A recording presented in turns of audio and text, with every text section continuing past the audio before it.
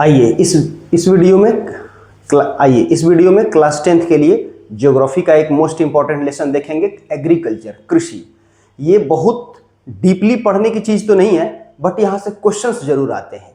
और एग्रीकल्चर में हर वर्ष जो सिलेबस में आपके डिफाइन है उसके अनुसार 5 से 7 नंबर के क्वेश्चन यहाँ से जरूर आपको देखने के लिए मिलेंगे। ठीक है, तो इसमें हम लोग न केवल इसके सिर्फ टॉपिक्स पढ़ेंगे बल्कि उनको हम एक्सप्लेन करके, है ना, इलेबोरेट करके ज़्यादा से ज़्यादा चीज़ों को समझने की कोशिश करेंगे कि वहाँ से किस तरीके के क्वेश्चंस बन सकते हैं, है ना। साथ ही साथ बुक्स भी पढ़ेंगे, साथ साथ हम उसमें क्वेश्चन आंसर भी हम लोग इसमें डिस्कस करते रहेंगे कि कौन सा क्वेश्चन किस टाइप से बन सकता है, कौन से टॉपिक से अल्टरनेट टाइप या एक नंबर के लिए क्वेश्चंस बनेंगे बहुविकल्पी में, कौन से क्वेश्चंस या कौन से टॉपिक से दीर्घ उत्तरी या लघु उत्तरी क्वेश्चन बनेंगे। तो ज्योग्राफी में ये ज्यादा इंपॉर्टेंट है। ठीक है, आइए हम देखते हैं। देखिए, पहला आपका 4th नंबर लेसन है, ये चौथा लेसन है आपका, भारत में कृषि। ठीक है, अब इसे पढ़ाने का 2 तरीका हो सकता है। एक तो या तो मैं एक एक लाइन को पढ़ते जाऊं और आपको एक्सप्लेन करूं, और दूसरा ये कि आपको जैसे मैं टॉपिक देख रहा हूं, टॉपिक के बाद उसकी सारी एक्सप्लेनेशन में खुद ही उसकी व्याख्या कर दे रहा हूं, उसके बाद आपको मैं ये दिखा दूंगा। तो देखिए, एग्रीकल्चर में आप एग्रीकल्चर के बारे में पहले थोड़ी बहुत बातें जान लीजिए। भारत कृषि प्रधान ही देश है। भारत एक कृषि प्रधान देश है। कृषि प्रधान देश हम भारत को इसलिए कहते हैं क्योंकि यहाँ 55%, आज भी 55% लोग जो है एग्रीकल्चर पे ही डिपेंड हैं। अपनी जीविका का निर्वहन करने के लिए, अपने जीविका को चलाने के लिए हम आज तमाम जगह पे इंडस्ट्रीज वगैरह डेवलप हो गई, तमाम तरीके के सेक्टर्स हैं, तो उन सेक्टरों में हम जॉब भी बहुत ज़्यादा लोग कर रहे हैं आज के समय में। इसके बावजूद आज भी अगर देखा जाए तो 50% या उससे अधिक ही लोग अपनी जीविका का संचालन करने के लिए एग्रीकल्चर पर डिपेंड हैं। इसलिए भारत में कृषि आज भी जो है कृषि प्रधान देश भारत को कहा जाता है, और एग्रीकल्चर एक मोस्ट इंपॉर्टेंट सेक्टर माना जाता है। इसका हमारे जीडीपी, जो हमारी देश की जीडीपी होती है, उसमें काफ़ी अहम योगदान होता है। एग्रीकल्चर को पढ़ेंगे हम लोग आज। सबसे पहले हम देखते हैं, इसमें बताया गया है कि कृषि के प्रकार। तो कृषि के प्रकार में आप देखिए, सबसे पहले आपका दिया है प्रारंभिक जीविका निर्वाह कृषि। अब सबसे पहले हम इसके बारे में ये जानेंगे कि प्रारंभिक जीविका निर्वाह कृषि किसे कहते हैं। देखिए, पहले के समय में लोग, जैसे जो आदिम समय के लोग थे, आज से 150 साल 200 साल पहले जब हमारे यहाँ अंग्रेज शासन करते थे, तो हम लोग क्या थे, हमारा ये पूरा देश जो था वो डेवलप नहीं था, हर जगह इंडस्ट्रीज नहीं थी, शहरीकरण नहीं हुआ था। तो यहाँ पे वनों का जो क्षेत्रफल था, एरिया था, वो ज़्यादा था। तो उन वनों में रहने वाले जो कम एजुकेटेड लोग थे, जिन्हें हम एसटी कहते हैं, शेड्यूल्ड ट्राइब, आदिवासी के नाम से जानते हैं, उनके द्वारा एक खेती की जाती थी जिसे हम स्थानांतरित कृषि या झूम कृषि के नाम से जानते हैं आज।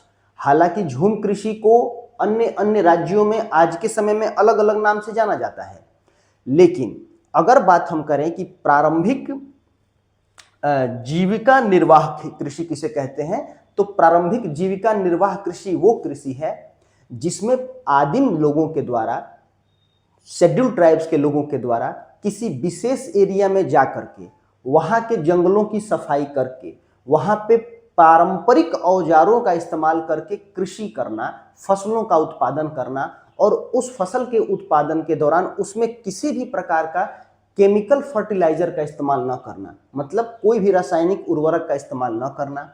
साथ ही साथ केवल उसमें वर्षा के ऊपर और प्रकृति के ऊपर, अपने जलवायु के ऊपर निर्भर होकर के कृषि करना ही जो है प्रारंभिक जीविका निर्वाह कृषि कहलाती है। ये लेसन जब आप पढ़ेंगे तो आपको इसमें ये सारी बातें मिलेंगी। मैं फिर से रिपीट कर दे रहा हूँ, प्रारंभिक जीविका निर्वाह कृषि किसे कहते हैं, तो ऐसी कृषि जिसमें आदिम लोगों के द्वारा किसी खास प्रकार के जंगल में जाकर के वहाँ के जंगलों की सफाई की जाती थी, वहाँ एग्रीकल्चर किया जाता था, लेकिन उसमें किसी भी प्रकार के रासायनिक खाद का इस्तेमाल नहीं किया जाता था, किसी भी प्रकार की सिंचाई की व्यवस्था नहीं थी, केवल वर्षा के ऊपर ही निर्भर रहा जाता था। जो वर्षा से पानी मिल जाएगा वो उस फसल के लिए काम आ जाता था। ठीक है, मतलब बिल्कुल प्राकृतिक तरीके से, नेचुरली तरीके से जो कृषि होती थी, तो आज के समय में वो जो है ये बहुत कम हो गई है।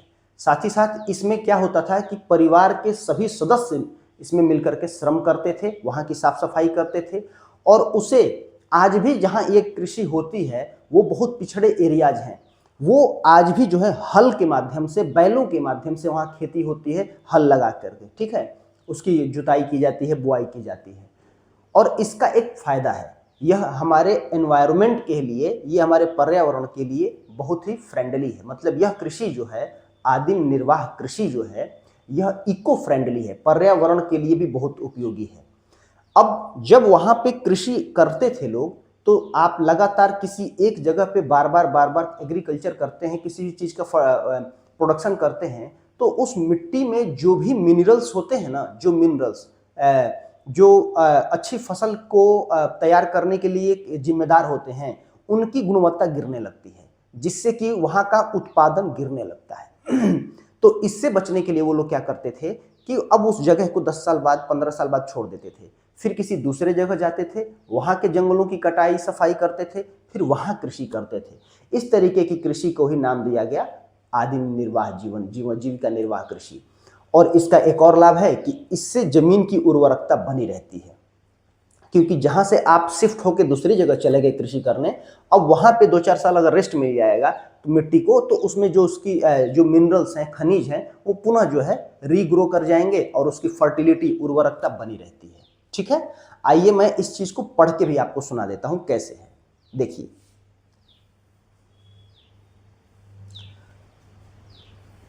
इस प्रकार की कृषि भारत के कुछ भागों में अभी भी की जाती है। प्रारंभिक जीवन निर्वाह कृषि भूमि के छोटे टुकड़ों पर आदिम कृषि औजारों और लकड़ी, जैसे लकड़ी के हल है, डाव है, खुदाई करने वाली छड़ तथा परिवार अथवा समुदाय श्रम की मदद से की जाती है। इस प्रकार की कृषि प्रायः मानसून, मृदा की प्रकृति, उर्वरता और फसल उगाने के लिए पर्यावरण परिस्थितियों की उपयुक्तता पर निर्भर करती है।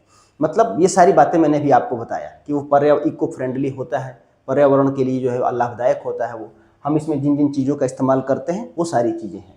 अब आ जाइए यहाँ, यह कर्तन दहन प्रणाली कृषि है। कर्तन दहन प्रणाली का मतलब स्लैश एंड बर्न, आपने उसको काटा, फसल बोया, जला दिया, काम खत्म।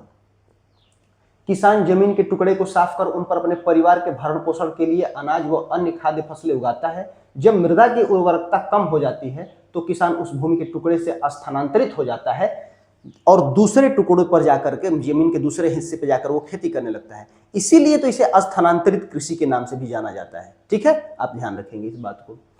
कृषि इस प्रकार के स्थानांतरण से प्राकृतिक प्रक्रियाओं द्वारा मिट्टी की उर्वरकता शक्ति बढ़ जाती है, जो भी मैंने बताया आपको। चूंकि किसान उर्वरक अथवा अन्य आधुनिक तकनीकों का प्रयोग नहीं करते हैं, इसलिए इस प्रकार की कृषि में उत्पादकता कम हो जाती है। अब देखिए, यहां एक बात ध्यान देने वाली है कि इस प्रकार की कृषि में उत्पादकता कम होती है। क्यों? क्योंकि किसान उर्वरक अथवा अन्य आधुनिक तकनीकों का प्रयोग नहीं करते। अब उत्पादकता और उत्पादन में अंतर समझ लीजिए। आप केवल बुक पढ़ेंगे और आगे बढ़ते जाएंगे, इसका कोई लाभ नहीं होगा। उत्पादन और उत्पादकता, कृषि जब भी पढ़ रहे हैं तो उसमें यह जानना बहुत जरूरी है। उत्पादन का मतलब यह होता है कि आपके पास, मान लीजिए कि आपके पास 2 कट्ठे जमीन है, 1 कट्ठा जमीन है, आप उसमें जो है 10 केजी गेहूं कभी उगाते हैं, कभी 15 केजी उगाते हैं, ठीक है। लेकिन उत्पादकता का मतलब ये होता है, आप बड़े राज्यों के स्तर पे देखिए, मैं आपको समझाता हूं। उत्पादन का मतलब होता है कि वर्ष दर वर्ष औसतन वहां पे कितना उत्पादन होता है, और उत्पादकता का मतलब होता है कि प्रति हेक्टेयर वहां कितना उत्पादन हो रहा है। आप समझ पा रहे हैं मेरी बात? उत्पादन का मतलब है कि मैं एक बड़े भूभाग पे कृषि कर रहा हूं और वहां से हमें चीजें उत्पादित होकर के प्राप्त हो रही हैं।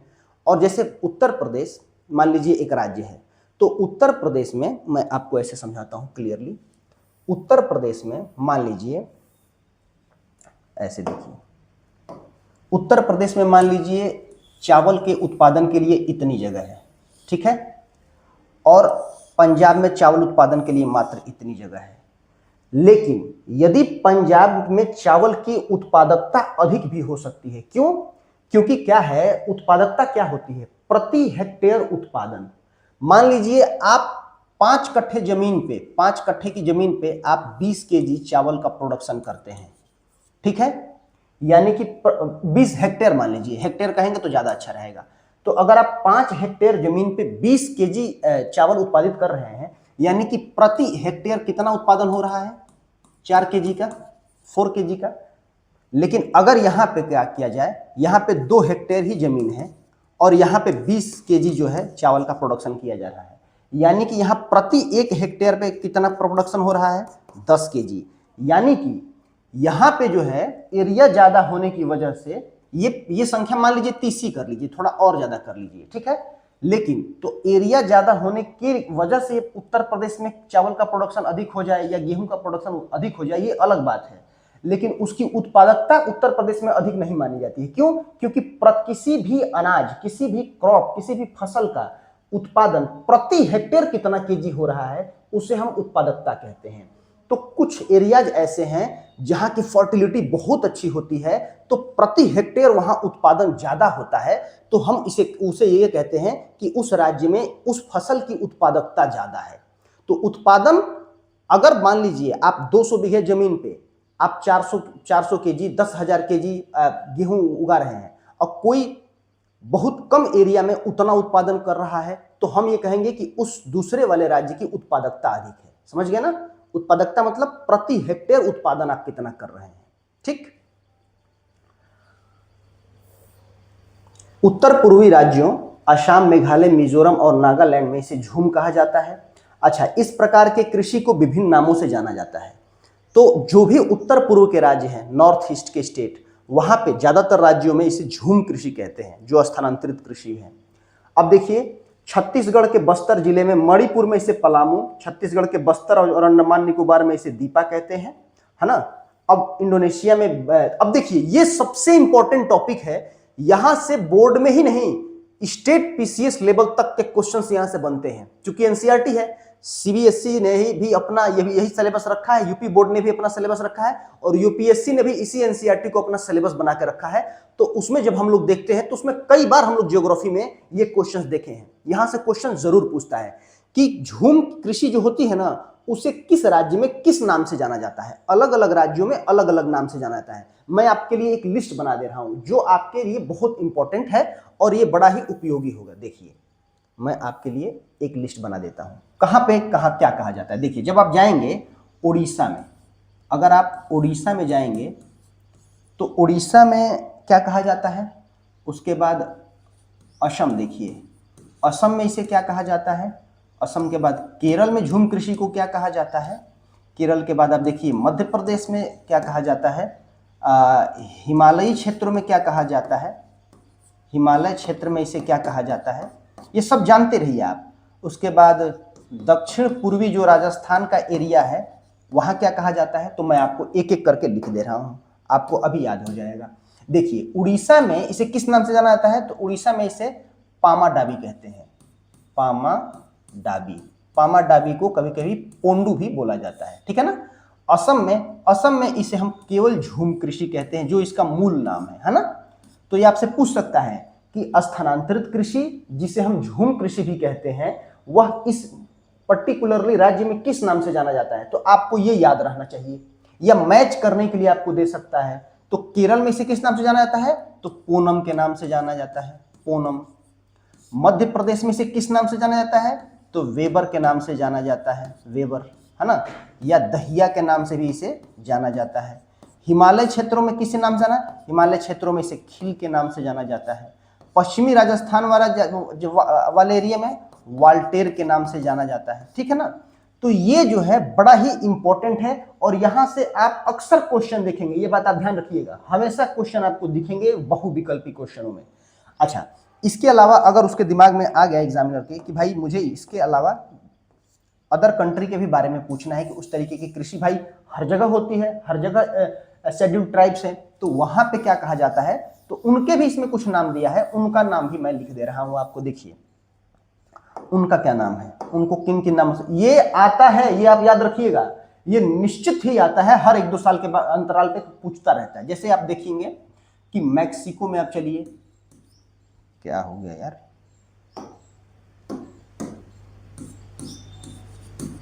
आप देखिए मैक्सिको प्लस मध्य अमेरिका वाले हिस्से में अगर आप जाएंगे, मध्य अमेरिका को यूएसए भी बोल लीजिए आप, तो वहां पे इसे मिल्पा के नाम से जाना जाता है।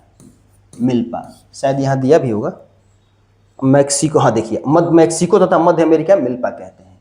इसके अलावा वेनेजुएला, जो अक्सर पूछ सकता है, उन्हीं की चर्चा करेंगे हम।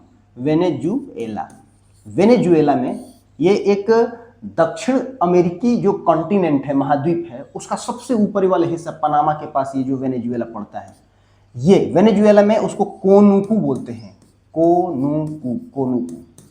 ये आपको मैं फिर बोल रहा हूं, ये मोस्ट इंपॉर्टेंट है, यहां से क्वेश्चन बनना ही बनना है, ये बनता है क्वेश्चन 1 नंबर का, वेनेजुएला। फिर उसके बाद ब्राजील की अगर बात करें तो ब्राजील में इसे किस नाम जाना जाता है, तो इसे रोका नाम से जाना जाता है। और इसके अलावा इंडोनेशिया में अगर बात करें, इंडोनेशिया, तो इंडोनेशिया में जो है इसे हम लदांग कहते हैं, लदांग, ठीक है ना। तो इन तमाम नामों से इन्हें हम जानते हैं। आप इन चीजों को अपनी कॉपी में से लिख लीजिएगा। आपको कैसे देगा, 1 नंबर के लिए या 2 नंबर के लिए, इधर राज्य दे देगा और झूम कृषि का या स्थानांतरित कृषि का नाम दे देगा। आप उसको मैच करेंगे तो ये याद रहेगा, तभी हो पाएगा, और इस पे बहुत प्रैक्टिस करने की जरूरत पड़ेगी। आगे बढ़ते हैं। झूम, कर्तन दहन प्रणाली कृषि को मैक्सिको, मध्य अमेरिका, ये तो हो गया। भारत में यह प्रारंभिक किस्म की खेती अनेक नामों से जानी जाती है, ये तो हमने बता ही दिया। अब चलिए नेक्स्ट पेज पे चलते हैं हम लोग, इसका नेक्स्ट पेज ले लेते हैं। अब देखिए, गहन जीविका कृषि। अब इसके बारे में मैं आपको बता देता हूं कि गहन जीविका कृषि क्या है। हमने एक टॉपिक खत्म कर लिया, दूसरा टॉपिक आप बहुत जल्दीबाजी में पढ़ेंगे, चीजों को छोड़ देंगे, कोई मतलब नहीं रह जाएगा। आपको एग्जाम में 100% अगर मार्क्स पाना है तो आपको ऐसे ही डिटेल पढ़ना पड़ेगा। गहन जीविका कृषि, ये वहां कृषि होती है जिन क्षेत्रों में जनसंख्या का दबाव बहुत अधिक है। जनसंख्या दबाव का मतलब क्या होता है, मान लीजिए आपकी किसी जिले में, मान लीजिए आपके जिले का जो एरिया है 2 kilometre 4 kilometre square, 4 kilometre square, 4 kilometre square है ना। मान लीजिए एक चीज में आपको, पता नहीं लोगों को समझ में आएगा नहीं आएगा, ये देखिए, मान लीजिए ये आपका एरिया है, इस एरिया में 10,000 लोग रह रहे हैं, और ठीक इसी के समानुपात, इसी के अनुपात का एक और एरिया है जहां पे 40 के लोग रह रहे हैं, 40,000। तो हम ये कहेंगे कि यहाँ जनसंख्या का दबाव बहुत अधिक है और यहाँ पे जनसंख्या का दबाव बहुत कम है। क्यों? क्योंकि एरिया सेम है लेकिन यहाँ नंबर ऑफ पीपल बहुत ज़्यादा है। तो जब नंबर ऑफ पीपल बहुत ज़्यादा होंगे तो वहाँ पे खाने के लिए वस्तुएं, खाद्यान्न उत्पादन भी बहुत ज़्यादा होना चाहिए, और खाद्यान्न उत्पादन उन क्षेत्रों में ही बहुत ज़्यादा होता है जिन क्षेत्रों में एलुवियल सॉइल यानी कि जलोढ़ मृदा पाई जाती है। आप लेटराइट मृदा पे अधिक उत्पादन नहीं कर पाएंगे जो केरल, महाराष्ट्र और कर्नाटका के पतली पट्टी में पाया जाता है। आप ब्लैक मृदा, जो काली मिट्टी है, उस पर भी, उसमें अच्छा खासा उत्पादन होता है, लेकिन अगर आप लाल मृदा और पीली मृदा में अगर उत्पादन करना चाहेंगे तो वहाँ आप उतना अच्छा उत्पादन नहीं कर पाएंगे। इसीलिए आप देखेंगे कि जो दक्षिण भारत के राज्य हैं वहाँ का जनसंख्या पॉपुलेशन जो है वो थोड़ा बहुत उत्तर भारत के मुकाबले कम है। उत्तर भारत में जनसंख्या आबादी का जो है दबाव ज़्यादा है, आबादी का। क्यों जनसंख्या दबाव ज़्यादा है? क्यों? क्योंकि उत्तर भारत में जो नदियाँ बह रही हैं, नदियों के बहने से जो अपने साथ वो अवसाद लाती हैं, तो मैंने अपने पिछले वीडियो में बताया था कि उनसे जलोढ़ मृदा का निर्माण होता है ना, जो खादर और बांगर टाइप की होती है, उनमें बहुत अच्छी फसल होती है, और इसलिए इन एरियाज में बहुत सारे लोग बसे हुए हैं ताकि वो फसलों का शुरू से ही, मतलब बसाव ही, देखिए शुरू से ही बसाव जो है, आप आपके देश में किस तरीके के लोग कहाँ कहाँ रहेंगे, ये इस बात पर डिपेंड होता है कि पहले के ही लोगों के द्वारा ये देखा गया था कि किन क्षेत्रों में भाई उत्पादन अच्छा है, तो जिन क्षेत्रों में उत्पादन अच्छा है तो वहाँ लोग बसेंगे। तो गहन कृषि जो है, गहन जीविका कृषि हम उन एरिया में करते हैं जहाँ पे जनसंख्या का दबाव बहुत ज़्यादा है। इसमें हम क्या करते हैं, इसमें हम फसलों का उत्पादन करने के लिए, खाद्यान्न फसलों का उत्पादन करने के लिए ज़्यादा से ज़्यादा हम उर्वरकों का इस्तेमाल करते हैं, चाहे वो प्राकृतिक उर्वरक हो या रासायनिक उर्वरक हो। इसमें हम ट्रैक्टर का इस्तेमाल करते हैं या फिर मशीन से जो है हम अपनी कटाई वगैरह करते हैं, ताकि जनसंख्या का दबाव ज़्यादा है तो फसलें हम ज़्यादा उगाएंगे तो आप श्रमिकों के माध्यम से आप उसको काट नहीं पाएंगे कम टाइम में। तो इस तरीके की चीज़ें नॉर्थ इंडिया में ज़्यादातर पाई जाती हैं। आइए मैं इसको पढ़ देता हूँ आपकी संतुष्टि के लिए, मैंने जो बोला बस वही होगा उतना ही। देखिए, इस प्रकार की कृषि उन क्षेत्रों में की जाती है जहां भूमि पर जनसंख्या का दबाव अधिक होता है। यह श्रम गहन खेती है जहां अधिक उत्पादन के लिए अधिक मात्रा में जैव रासायनिक निवेश और सिंचाई का प्रयोग किया जाता है। ठीक है, ये बात आप अच्छे से याद रखिएगा।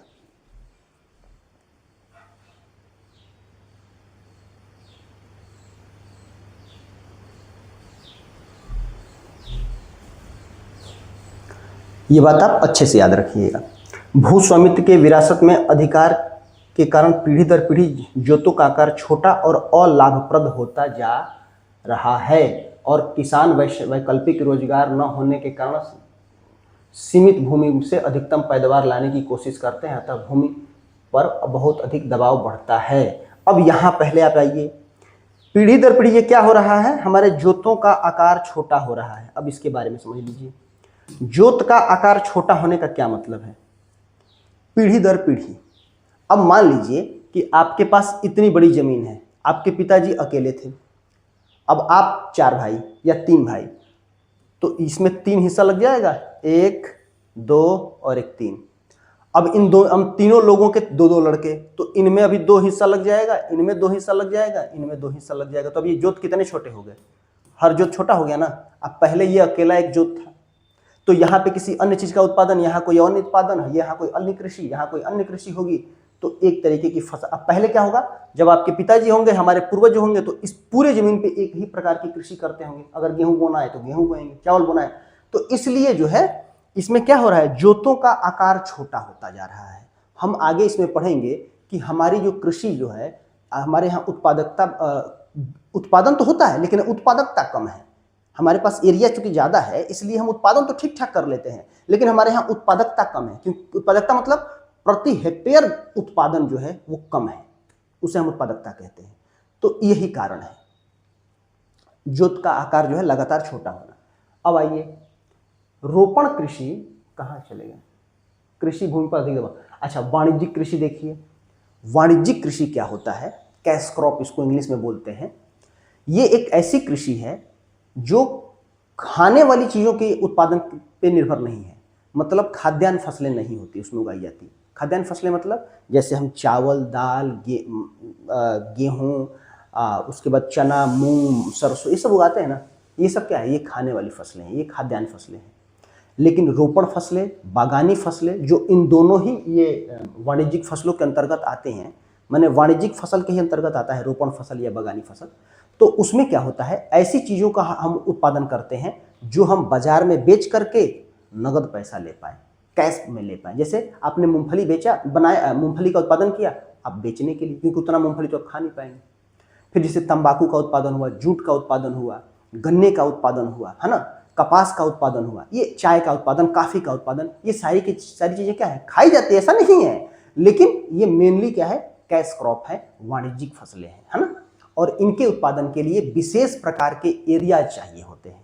जैसे चाय के लिए, चाय का उत्पादन करना है तो चाय का उत्पादन आप उत्तर प्रदेश में नहीं कर लेंगे, चाय का उत्पादन आप जम्मू कश्मीर में नहीं कर लेंगे, क्योंकि चाय वहीं उत्पादित हो पाती है जहां 15 से 25 डिग्री सेल्सियस तापमान हो, जहां 100 से 200 सेंटीमीटर वर्षा हो। वैसे ही कॉफ़ी अगर देखिए, कॉफ़ी जो है मात्र 5 से 10 डिग्री टेम्परेचर पे होता है, मतलब ठंडे एरिया में। वर्षा उसे 100 से 150 सेंटीमीटर से 250 सेंटीमीटर तक की चाहिए होती है। तो ये हर प्रकार की फसलें हर एरिया में नहीं उगाई जा सकती हैं, ये आपको समझना होगा। तो हम इस लेसन को पढ़ने के दौरान इन सभी टॉपिकों पर चर्चा करेंगे और जानते चलेंगे कि किस प्रकार की फसल किन जगहों पे होती है, क्यों होती है। ठीक है, अब आइए इसको पढ़ते हैं। रोपण कृषि भी एक प्रकार की वाणिज्यिक कृषि है। अभी मैंने बोला इस प्रकार की खेती में लंबे चौड़े क्षेत्र में एकल फसल बोई जाती है। रोपण कृषि, अच्छा ये देख लीजिए, इस प्रकार की खेती में लंबे चौड़े क्षेत्र में एकल फसल बोई जाती है। रोपण कृषि उद्योग और कृषि के बीच एक अंतरा पृष्ठ है। मतलब रोपण कृषि जब आप करते हैं तो यह उद्योग और कृषि के बीच एक अंतरा पृष्ठ का मतलब क्या है कि जो भी रोपण कृषि में जिन चीज़ों का उत्पादन हम करते हैं उन्हें हम डायरेक्ट घर में नहीं लाते, मार्केट में नहीं ले जाते, उन्हें पहले फैक्ट्री में ले जाया जाता है। जैसे शुगर केन है तो शुगर केन जूस पीने के लिए नहीं बनाया जाता है, वो शक्कर बनाने के लिए बनाया जाता है। तो पहले वो कंपनी में जाएगा, फिर वहाँ से चीनी बनेगी, फिर लोगों तक मार्केट तक आएगा। तो इसलिए जो भी रोपण फसलें हैं ये क्या है, यह उद्योग और कृषि के बीच एक अंतरा पृष्ठ है, ठीक है ना। इस तरीके से डिटेल कर करके हम लोग हर टॉपिक को समझ लेंगे। आगे देखिए, रोपण कृषि व्यापक क्षेत्र में की जाती है जो अत्यधिक पूंजी और श्रमिकों की सहायता से की जाती है। एक और बात, रोपण कृषि सब लोग नहीं कर पाएंगे क्योंकि उसमें एरिया बड़ा होना चाहिए और वहाँ श्रमिकों की संख्या भी बहुत होनी चाहिए। जैसे आपको चाय है, तो चाय का उत्पादन करना है तो चाय बागान आप सुने होंगे, आप असम में हैं, पश्चिम बंगाल में ही। अच्छा, पश्चिम बंगाल में भी ऊपर वाले एरिया में, पश्चिम बंगाल का जब आप नक्शा देखेंगे तो जो सिक्किम का पास वाला एरिया है, पश्चिम बंगाल यहाँ नीचे से शुरू होता है और ऐसी एक लंबी पट्टी जाती है जो सिक्किम के पास तक है।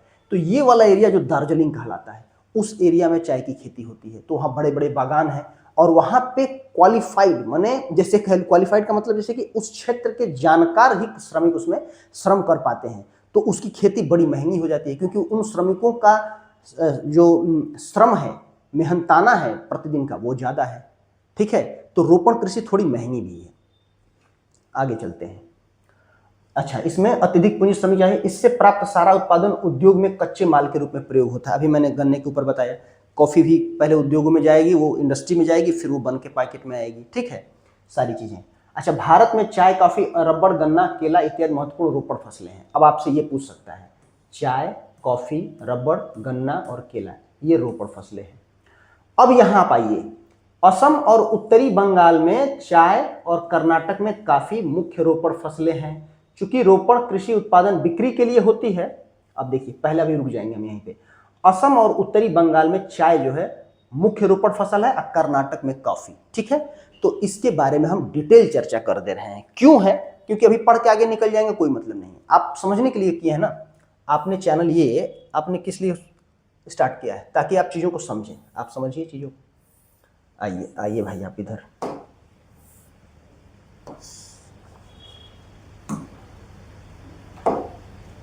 चलिए,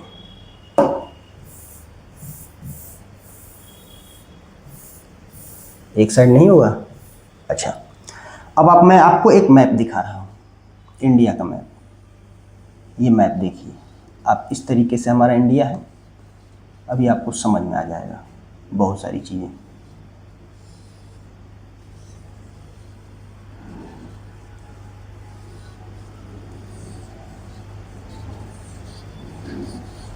ये है। अब आप देखिए कि ये जो बंगाल वाला एरिया है ना, तो बंगाल का जो एरिया है, इसमें यहाँ जो ये बंगाल ऐसे फैला हुआ है, ऐसे ऐसे पतली पट्टी में एक ऊपर तक। तो ये वाला एरिया जो है दार्जिलिंग का है। अभी आपने देखा कि मुख्य फसलें क्या दिया गया, भारत में गेहूं चावल कौन सा आ गया। अच्छा, तो उसमें चाय का उत्पादन जो है स्पेशली बंगाल और असम में होता है। क्यों होता है? क्योंकि चाय के लिए, जो चाय होती है हमारे यहाँ, उसके लिए खास प्रकार के क्लाइमेट की जरूरत होती है। कैसे क्लाइमेट चाहिए वो देखिए आप।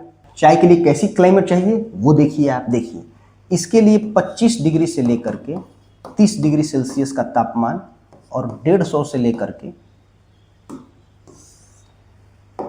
200 सेंटीमीटर वर्षा होनी चाहिए और ढाल वाली पहाड़ी होनी चाहिए। अब इसका मतलब समझ रहे हैं आप कि 25 से 30 डिग्री सेल्सियस वाले एरिया में ही जो है चाय की खेती हो पाएगी और वर्षा वहाँ पे 150 से 200 सेंटीमीटर होनी चाहिए।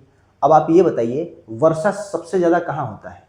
वर्षा सबसे ज़्यादा बंगाल की खाड़ी वाली जो ये शाखा है, बंगाल की खाड़ी वाली शाखा, तो ये सबसे पहले इधर ही से एंट्री करती है और मेघालय के चेरापूंजी नामक स्थान पे, मासिंगराम के स्थान पे सबसे अधिक वर्षा होती है।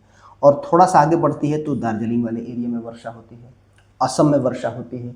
इसलिए, और साथ ही साथ यहाँ जो है टेम्परेचर भी थोड़ा नॉर्मल रहता है क्योंकि ये वाला एरिया ऊंचाई पे है। तो इसलिए इन क्षेत्रों में हम क्या होता है, 25 से 30 डिग्री सेल्सियस का तापमान भी प्राप्त कर लेते हैं और 150 से लेकर 200 सेंटीमीटर तक की वर्षा भी प्राप्त कर लेते हैं, माने ज़्यादा वर्षा प्राप्त कर लेते हैं।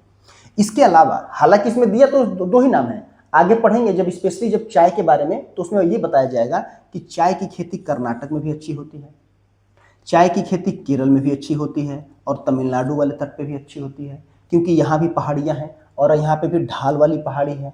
तो यहाँ पे टेम्परेचर भी थोड़ा सा डाउन ही रहेगा। यहाँ वर्षा और ज़्यादा होती है क्योंकि अरबियन सागर शाखा से जो वर्षा होती है यहाँ पे खूब होती है।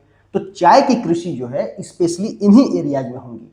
अब अगर कोई चाहे, अब आपसे बोले कि क्या आप बता सकते हैं कि चाय की कृषि अच्छी कहाँ होती है, तो आप तुरंत बता देंगे कि चाय की कृषि कहाँ होती है, चाय की खेती सबसे अच्छी कहाँ होगी। तो भाई जिन एरियाज में तापमान कम रहेंगे 25 से 30 डिग्री, जिस एरिया में साथ साथ वर्षा भी अच्छी होगी, ठीक है। तो ये कौन से एरियाज हैं, तो 4 एरिया मैंने बता दिया, बंगाल, असम, कर्नाटका, केरल, ये तमिलनाडु। अब आपसे ऑप्शन में आएगा कि निम्नलिखित में से किन राज्यों में चाय की कृषि होती है।